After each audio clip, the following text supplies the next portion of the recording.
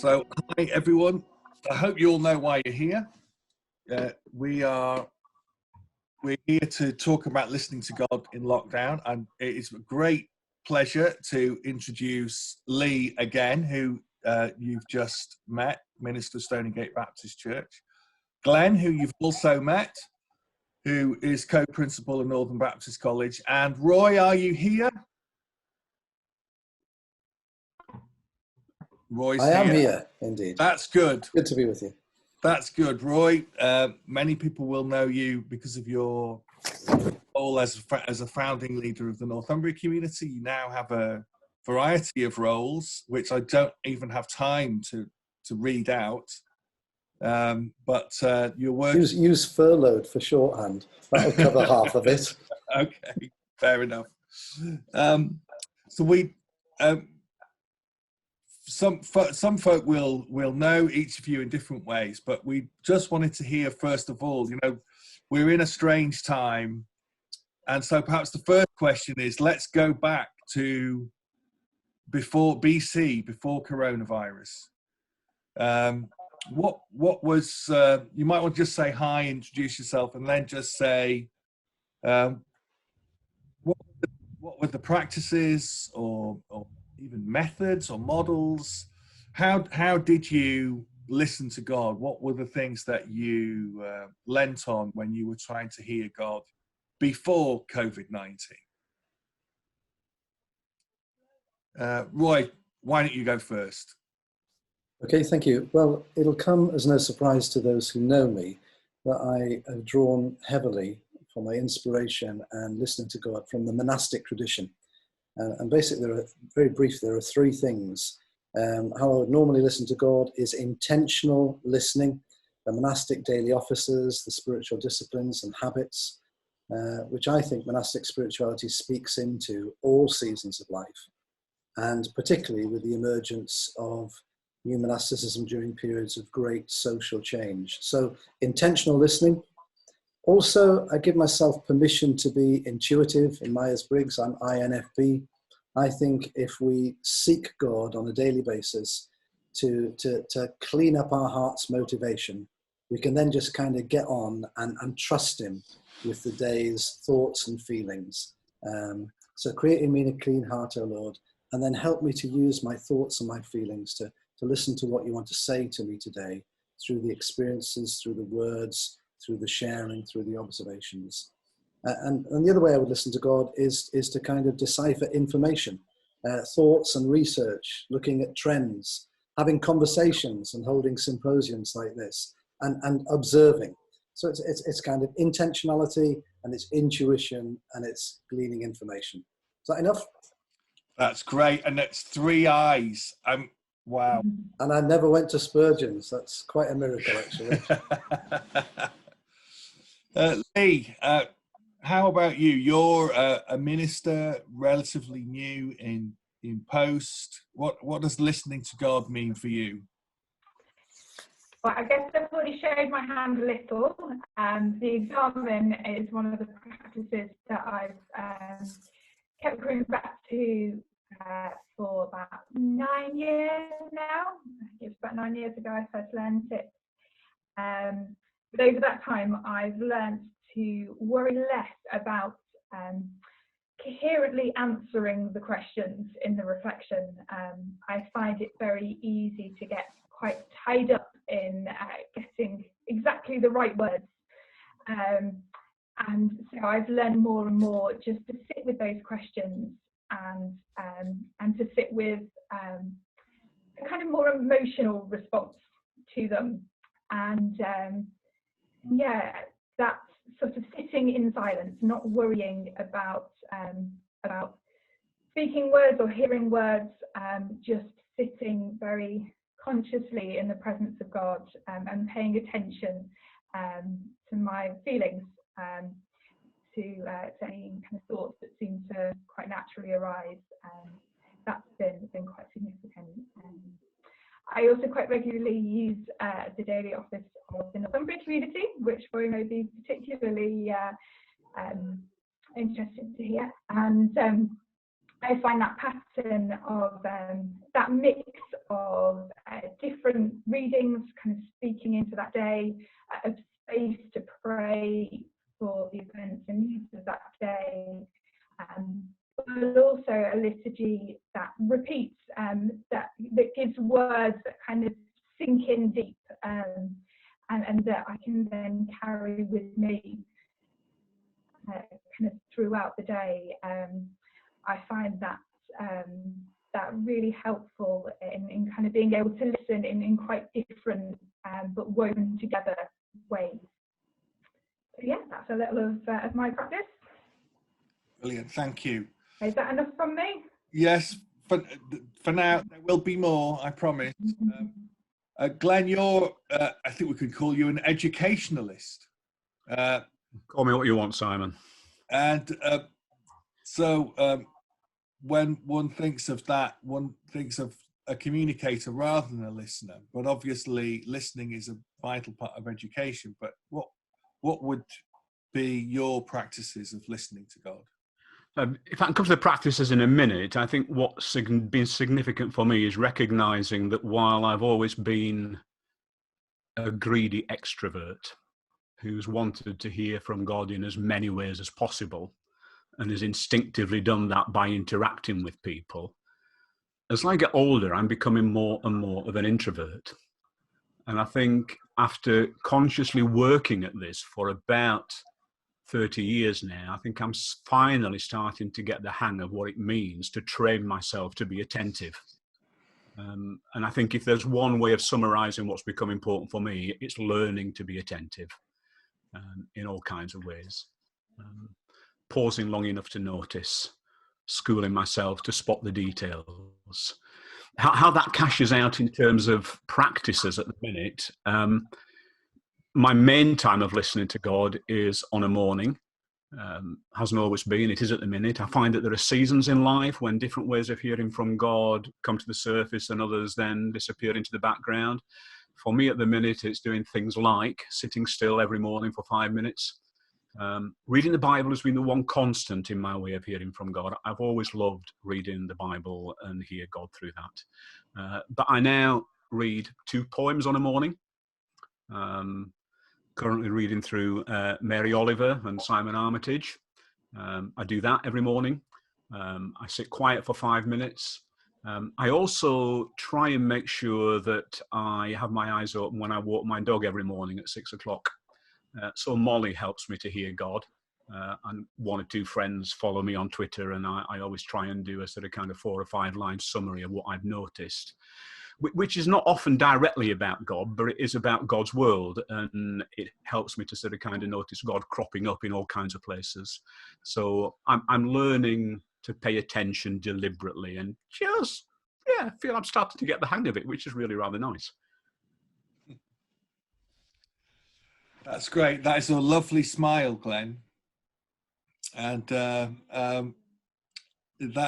it is one of the things that I'm still learning is that sense of the more you know of God, the more you know that you don't know very much. And so the sense of God always being an undiscovered country, I love that sense of adventure.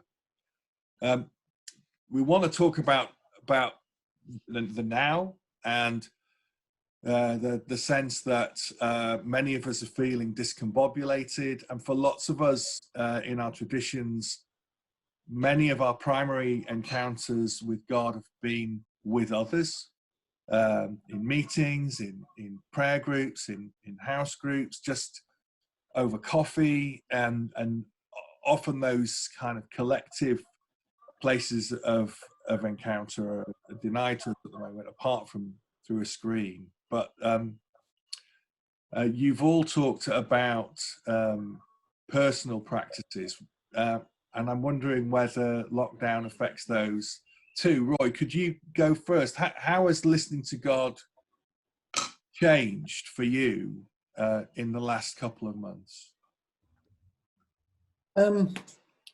In some ways, it's paradoxical. In some ways, it's got easier. I've had to kind of work out my own monastic spirituality over the last 25 years, traveling and wandering. So actually to be in home and cloistered has actually made life a lot easier. Somebody said to me the other day, well, we're all monks now, aren't we, if we're cloistered, which I don't quite think is the case. How's it impacted me? I just feel like I've had more time to follow hunches, to follow the things that I feel God has given me as I've waited upon him in prayer. I've certainly felt less driven, but it's been a bit of a battle to stand against the overwhelming sense of, one hand, guilt, what can I do? And also aware of the needs of so many other people and what can I do with them. I think this period has for me heightened what is important in life and faith. And it was really interesting because I've rewritten my will, and I have written things that I want to pass on to other people. So I suppose it's sharpened my awareness of my own mortality. I've found myself on occasions weeping, and you know, I'm INFP, so I can weep, but I usually do it privately. But I found myself weeping for the suffering, not only at home, but abroad. I found myself asking far more questions than answers. I found myself asking far more questions than answers. And I find the information overload and the obesity that's around in social media a major, major distraction, which I find really difficult. I need disciplines to contend with that. For me personally, and I don't know if this is an age thing or if it's a COVID-19 thing, I just long that we might ask the deeper questions rather than the how-to questions. Yeah. How are we going to get around social distancing? You know, how are we going to do congregational life? And I just long that we might kind of ask the deeper questions of why and what's going on. And I spend a lot of my time. The lockdown has given me time to listen more, to reflect more, to ask more questions than to offer any answers. Enough? Yeah. Wow. Yes. There was a lot. There was a lot in there. Thank you for that, and thank you for speaking openly. You might be able to hear I'm outside now. Yeah. I live next to a park, which allows me to listen to creation, which is beautiful. And that's been one of my things, actually noticing. I don't know why that is, but just taking the time to notice nature when I'm out, it's been something that's been heightened. I think that's a fairly common experience for many people. Yeah. So I'm not special, Roy. Oh, you are to me, Simon. Lee, we should let people know, because they can't see you at the moment, that you've got other things going on in your life as well as COVID-19 and the lockdown associated with that. Do you want to just say what's happening in your life? Yeah, so I am currently 38 weeks pregnant. Baby is due in 9 days' time. So yes, I'm preparing for baby's arrival and for stepping back slightly from maternity leave. Simon and Emma will know I'm pretty rubbish at maternity leave. I can't quite step back from church completely, but I think that's all for good. Church is like my family. It's my spiritual home. It's not just where I work. So yeah, so things are going to be changing for us again in a short while. Wow. So, and how have these changes affected you in terms of listening to God? So lockdown started sort of partway through Lent, and for the past few years, one of my Lenten practices has been 40 days of gratitude. I've committed to tweeting every day something that I am thankful for. I've found that a really helpful practice over the past few years, but even more so this year. It felt like it was getting harder and harder to find something to be thankful for, but that only made it more important. And there was something in there about being attentive, about looking for the good, for the beauty, for the hopeful. And I think without that, my anxiety probably would have been so high that I just wouldn't have been able to listen. I think that was a really important practice in sustaining me. So yeah, that's something that perhaps didn't change. It was something I was doing anyway, but became increasingly significant in keeping me in a space where I was able to listen. There's still been kind of a lot of intentional listening, but I think I've found myself acting more on intuition than I have before. About my son's bedtime on Easter Saturday evening, I just felt that we needed some message outside the church on Easter Sunday morning. We're at one of the main routes in and out of Leicester City Centre, so I knew folk were likely to be passing on the way to work, that were still working. And any other year, I probably would have thought, oh, it's a shame I didn't think of that earlier. It's a shame I didn't have time to get an post done. But this year, I put Eddie to bed, got out a piece of lining paper, Eddie's felt tip pens, and with my limited artistic skills, made a poster, which I then went and stuck up on our notice board at 6 o'clock on Easter Sunday morning. And so yeah, that felt like a much more intuitive thing for me to do than that would be normal for me. And I think that's maybe partly because this is such unknown territory that I can't think my way out of it, because my usual thinking patterns don't work.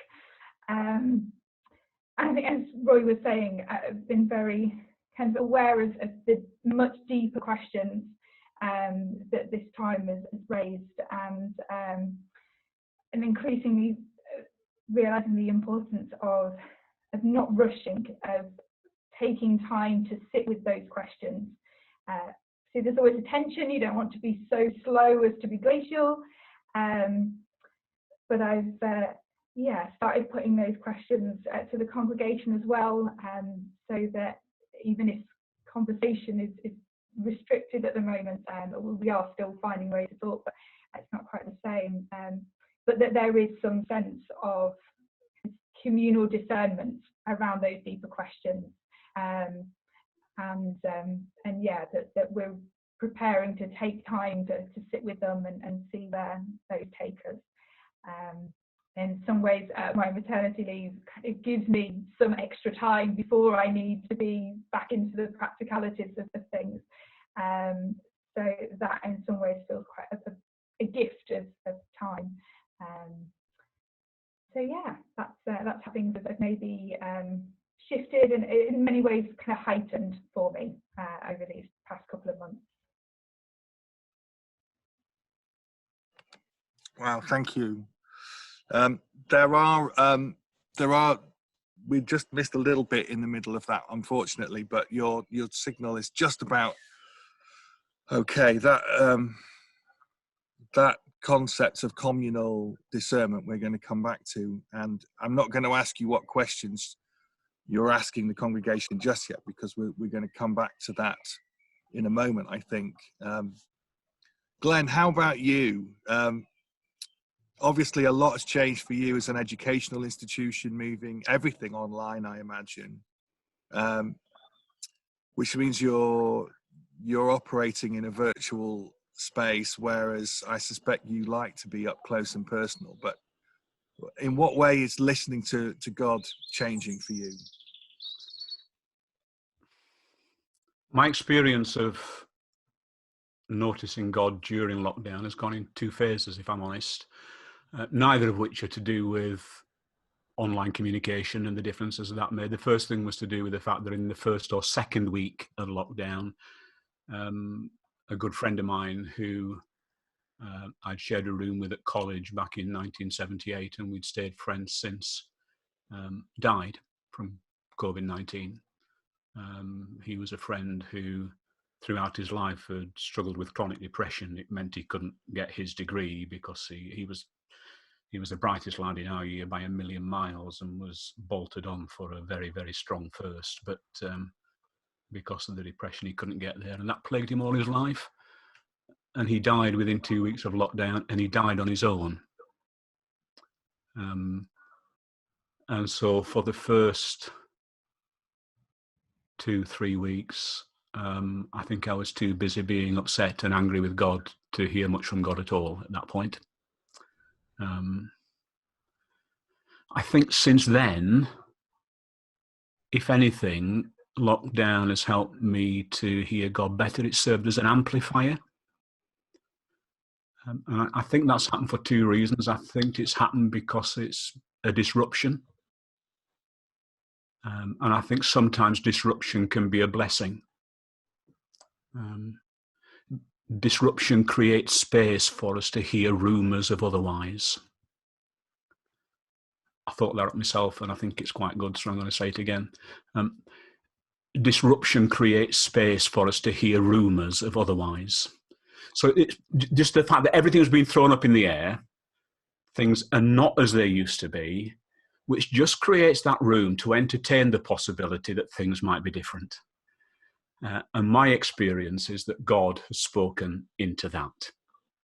God has taken this enforced, disruptive, strange Sabbath and used that to speak to me. So latterly, having initially made it hard to hear God, I think I'm hearing God louder and more insistently than I've heard for a number of years, if I'm honest. I can unpack what it is that God's saying, what I think God's saying a little bit later on. But the other thing I want to say is that the other way in which I think I'm able to notice God better is so many other things have been stilled, haven't they? So the sky's been stilled. God's blown away the vapor trails, and it looks bluer. It just does look bluer. There are more birds around. I'm even told you can hear them in Leeds. But out walking the dog on a morning, it's just louder. There are more different birds singing more loudly. The air's a bit cleaner. So there's just some of the crap's gone. And you can see the glints of God behind that, and the beauty of God, and the presence of God, and the life of God, and the way in which God is marbled through the world in every part, and noticing that and bumping into God more often. Which is not to say that I'm one of these people who has a kind of romantic, rural, idle view of what it means to be spiritual. You know, Jesus wasn't a smock-coated shepherd who went around fondling sheep. It's always been really important for me to believe that you can bump into God in the middle of the city just as much as you can anywhere else.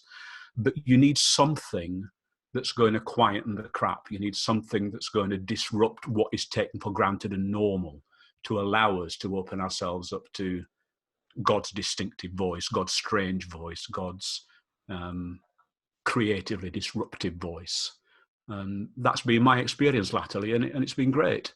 And if I can just on the tail of that, and then I will shut up and pass back to you, Simon, I think it's really important for all of us in this to recognise that reactions to lockdown have been vastly different. There's been no one reaction to it. I spoke to somebody yesterday morning who said she was loving lockdown. It was great. It was the best thing that happened for ages. There were all kinds of good things happening because of lockdown. I know others who are kind of tearing their hair out. It's been rubbish not being able to see my 13-month-old granddaughter.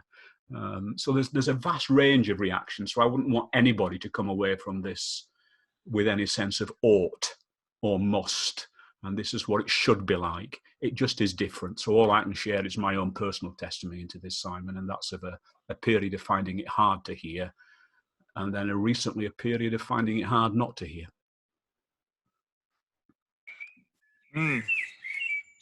Thank you. I'm not big into labels, but I'll label myself and therefore that's probably allowed. And the label that we use is times is pioneer, and that means I'm someone who's stimulated by ideas, and often by new ideas, and I'm stimulated by activism. And therefore, I'm one of the people that's found it quite hard. The hardest thing about this is that the message that we are getting is that the best way to be a good citizen is to stay home and do nothing. And for a kind of instinctive monastic, that sounds wonderful. For an activist, it's tough. So for me, I'm really looking forward to this next bit, because I'm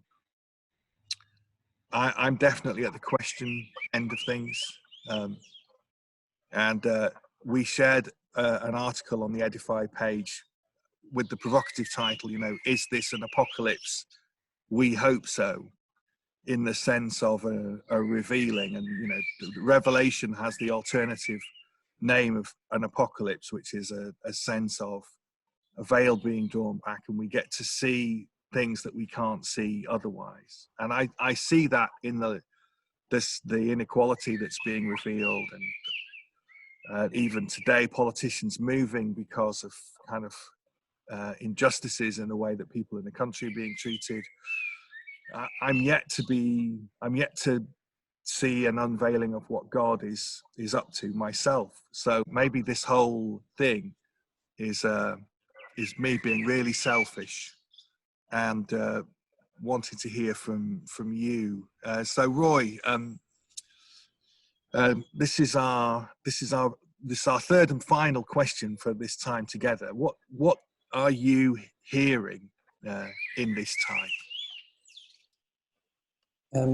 In the Celtic tradition, they talked about playing the 5-stringed Celtic harp, and by that they didn't mean a musical instrument, anything like you or Glenn can play, but actually using the senses. So when I respond to the question, what am I hearing?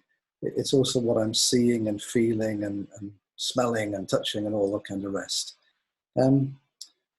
Was it Sam Golden who said, never predict anything, particularly when it relates to the future? I feel a little bit like that.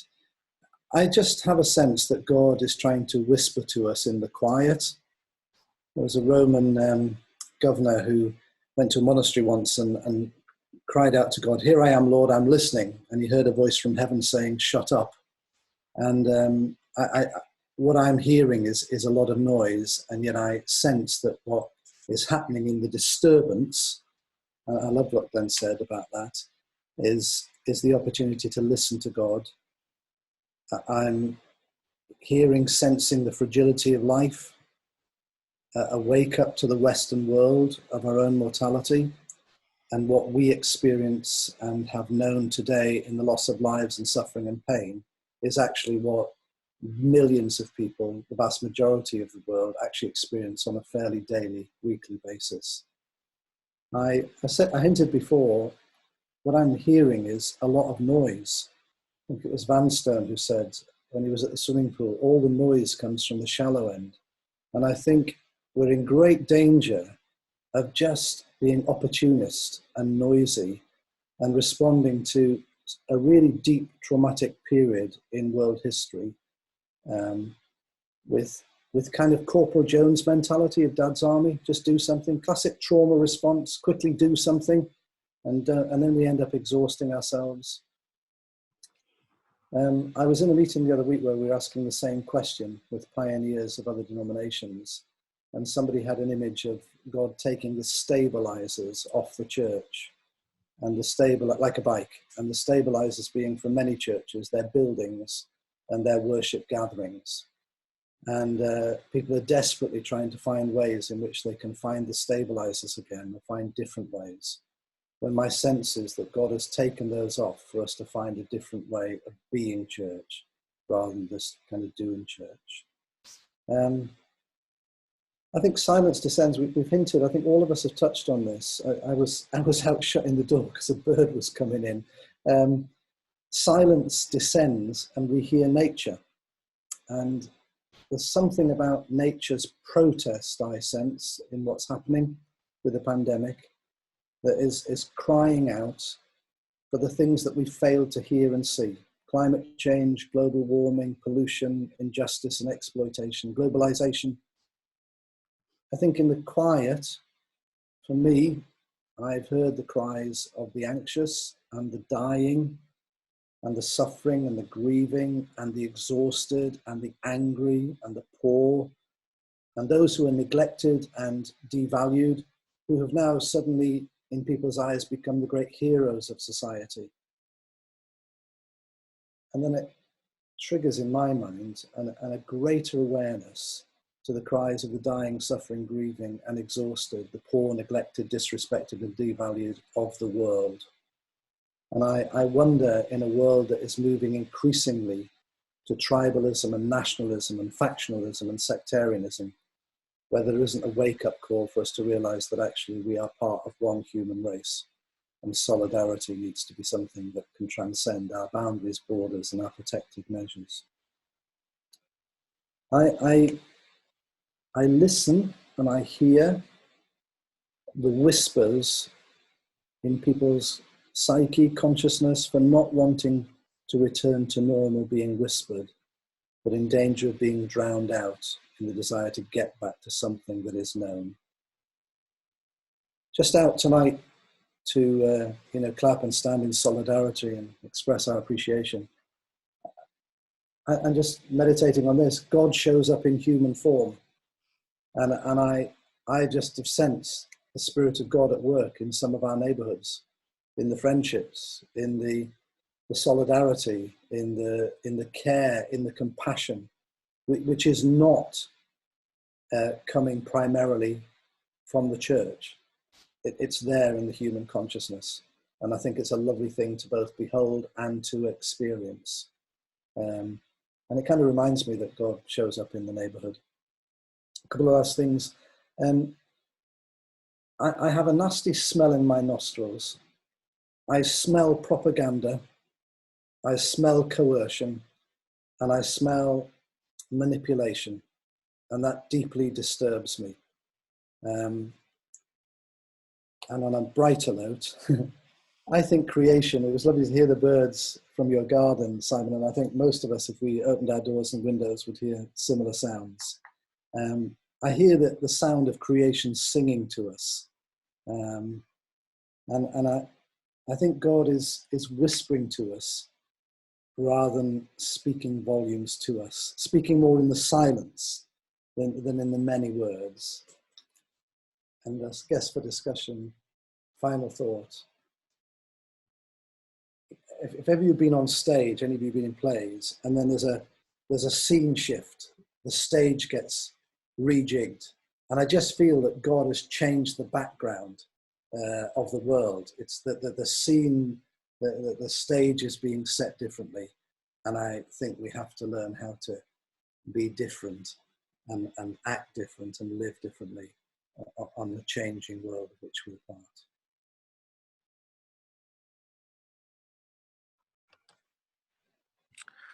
Wow, thank you. I feel incredibly tempted to abuse my position and start a conversation with you, but I won't, because I want to hear from other people too and give folk an opportunity to chat with each other and with you. So I'm going to ask you the same question. What are you hearing at this time? Sorry, Simon, was that to Lee or to me? To Lee.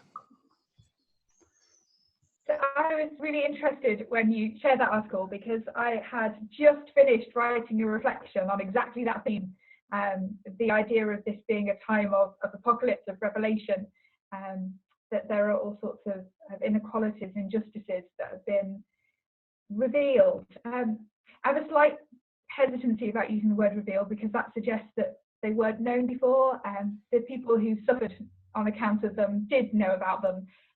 But I think there's a sense in which now the curtain's been pulled so far back that the rest of us can't ignore them anymore. And so we have to face up to them, and we have to address them.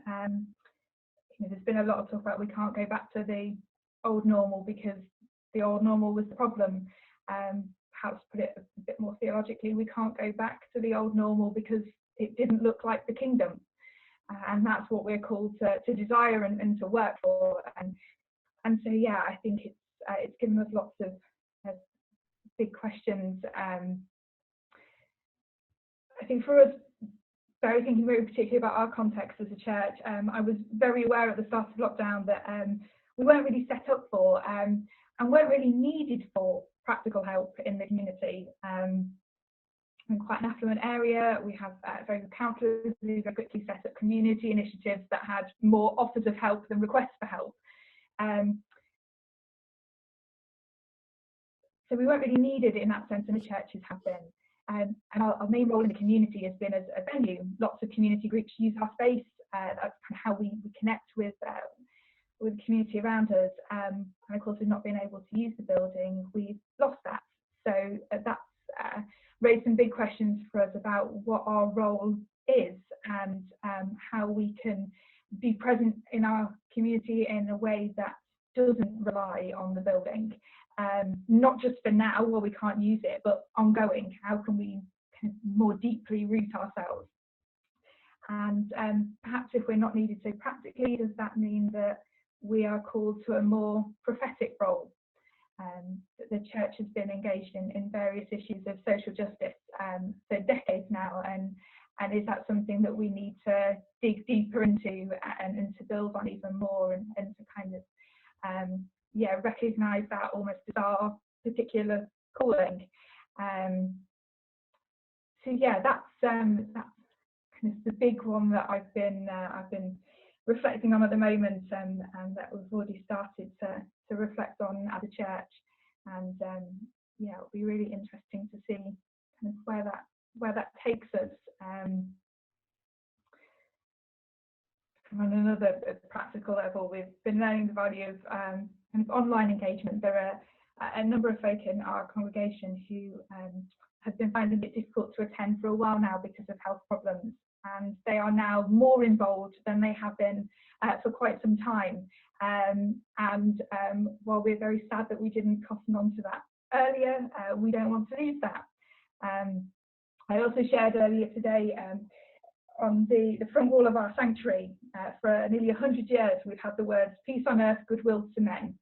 As of yesterday, it now says "goodwill to all," which is what it always meant, but now the language kind of reflects that a little better. And I shared this, and I shared our recent statement on inclusion, and that's had engagement from people who don't have a connection to the church, people who kind of live halfway across the country, but have kind of been drawn to that message, and perhaps there's something there for us as well. I don't want to lose the significance of the physical gathering, but actually recognising that that doesn't work, isn't possible for everybody, and how can we take what we've learned in this period of not being able to physically gather and grow that. So yeah, there are some of the things that we've been hearing, but hearing as questions rather than as answers yet. And the answers are going to take some more time. Thank you, Lee. Thank you. And Glenn, finally, you've set yourself up and said that this has been a really significant time for you of listening to God. So now I am filled with anticipation to find out what you feel that God has been saying to you. Okay, Simon, I've lived long enough to get used to disappointing people. Whether it's been significant for me, I think, is yet to be discovered. That will depend upon what I do with what God's saying. I think it's been a time when it's been easy to hear from God. And I think I know it's God because God has a way, with me at least, of banging on about things. And I've not been hearing lots of things about God, but I keep hearing the same thing. And that's not going away. That's always been my testimony throughout my life, that if God's got something to say to me, he tends to say it again and again and again and again and again, maybe just because it takes me so long to twig. But what I think I'm hearing is quite simply, this might not sound clever enough. It's one of the problems when you work in a theological college. People expect you to be smart and clever. It's not clever, it's not smart, it's dead simple. And it's this: God is God and we're not. That's what I'm hearing. We're not God. We in the West are not the masters of the universe that we thought we were. The incredible disruption that's being caused by something as minuscule as this virus, and it's thrown all our political power, all our scientific expertise, all our pride in our control of our world. It's thrown it all up in the air. And what am I hearing God saying? That I'm hearing God sort of saying, yeah, I'm God, you're not. You're not God. It's time for a bit of humility. There's been far too much hubris. You're not the masters of the universe. Then what I tend to do when God is banging on about things like that is I need to listen into that and lean into it, because as with other forms of sound transmission, of communication through our ears, there are overtones and undertones to this one note. So that's the note, I'm God and you're not.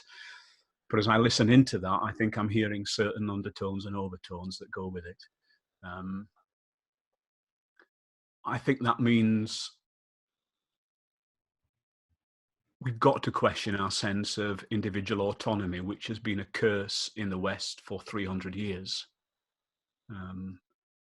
I think the idea that I'm okay, I can manage, I'm fine, I'm in control, has been blown out of the water for many people. We're starting to realise, that we need one another. I think it's opening our eyes to the way in which those of us with power, with security, neglect those who live on the vulnerable edge of our society. Just how much do we need bin men? How much do we need the people who serve us in our supermarkets? And why do we pay them sod all? The people who work in care homes. I mean, sometimes horrendous jobs, hugely undervalued.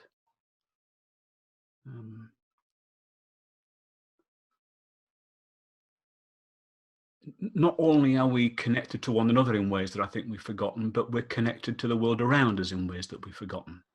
God called us to steward the world, not to exploit it. And I think this is saying to us, God did give us an authority over creation. Some Christians have a trouble with that, and some environmentalists sort of said that's the cause of all problems. That's cobblers. God did give us an authority, but it was an authority to steward and to care and to nurture. And I think I'm hearing God sort of saying, I'm God, you're not. You're stewards, you're not masters. Have a bit more care, will you? I think I'm hearing God remind me that human beings are complicated things. Some people are saying, the lockdown is showing just how good people are, how good-hearted people are. And there is some of that, isn't there? But it's also showing that there are some real swines out there who will take any opportunity to exploit other people if they can make some money out of it. So we who style ourselves masters of the universe, are we essentially good? Are we essentially bad? Well, no. I thought of this next bit as well, and I wrote it down. So if you're making notes, this is a good bit to write down. It seems to me that what it means to be human, and that God is screaming in my ear, is that human beings are essentially good, but radically flawed, thoroughly spoiled, eternally loved, wonderfully redeemed, and destined for glory. It's not simple that we're either good or bad. We're good things gone wrong. And my fear in all this, and I'll stop with this because I know that time's going on, is that as we hear God, addressing us and opening our eyes to some of these things. My big fear, human beings in their complexity are incredibly elastic. And I think the likelihood that once we're through this, things will be under pressure to snap back to just how they used to be will be massive. And to that extent, for once, I am prepared to call this a Kairos moment. I think people bandy that word around far too much. But I think it is. I think if we're hearing what God is saying, there will be an opportunity for the church. I think Lee used the language of being prophetic. I think there's a call to be prophetic, to remember what we've noticed and to resist what I predict. Let me prophesy stuff, whoever it was who said, don't predict the future. I'm going to go for it, Roy. I think there's an opportunity for us actually to remember what we've noticed in this time from God, and then to actually do something about it and to resist that snapback, that elasticity that's there in human society. How that cashes out, I'm still not sure. But even though this thing that's happening is a bad thing, God's in the business of bringing good stuff out of bad stuff. And I think one of our possibilities is to catch what God's saying and to use that moment, which will be a short moment, to do what we can to remember that and to act on that and to resist the elasticity of our society. I just want to tell you a little bit about Edifi and about our first course, which is starting in the autumn. So Emma is going to share her screen because we've got some fancy pants graphics coming up to tell you about our first new course. So this is a course called Discerning Together, Learning to Listen to God as a Team. It's really trying to follow through on what we are learning about listening to God into a collective environment. I don't know about you, I suspect most of you, if you've been in church teams, trustee boards, in a Christian organization, you've probably had that experience of praying at the start of a meeting and praying at the end of a meeting and then going at it hammer and tongs in between. And you get to the end of the meeting, you go, well, you know, all of that was a prayer and we're sure that God was listening. But the question remains, how much were we listening to God? And we want to address that question in particular. So as a first foray into online learning, the idea is to run a course that teams would do together.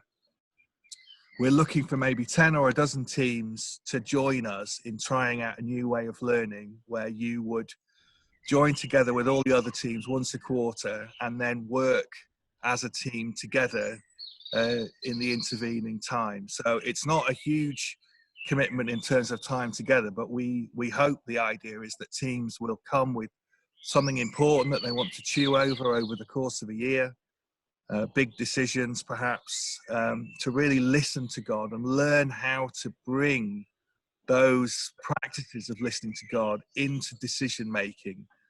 First at the team level, we will also reflect on what it means to be a Baptist church where we as a whole church listen to God together. I don't want to take up too much time. In the chat, I've just added the email address if you want to know more and the website address. We're looking for teams who want to explore this journey. Roy is one of the contributors. Barbara, who's another, is with us tonight. It's lovely to see you. And we'll be taking registrations over the next few months. It's only £100 for a whole team because this is our first pilot. We're going to be learning about how to do it while you're learning about how to listen to God together. So please do consider joining us, and this will be launching in the autumn of this year. And it's an online course, so it will definitely be happening.